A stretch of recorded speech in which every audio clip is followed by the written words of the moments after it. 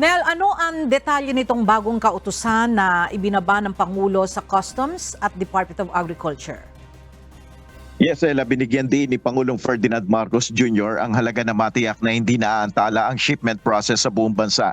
Sa kanyang pakikipagpulong kasama ang Private Sector Advisory Council o PSAC Infrastructure Sector Group, iniutos ni Pangulong Marcos ang 24/7 o walang patid na deployment ng mga team mula sa Bureau of Customs at Department of Agriculture upang ma-accommodate ang pagdating ng mas maraming barko na may kargang produkto sa bansa.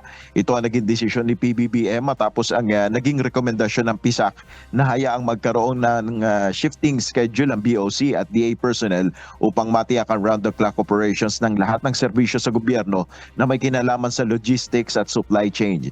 Sa pamamagitan ng ganitong proseso, matitiyak ang patuloy na inspeksyon, pagbibigay ng clearance at payment process na magdudulot naman upang makatipid sa gastos at oras, partikular na pagdating sa mga X-ray scanning operations na ginagawa ng BOC at DA na may trabahong inspeksyonin ang reefer vans. Yan muna ang ating update. Balik sa Wela.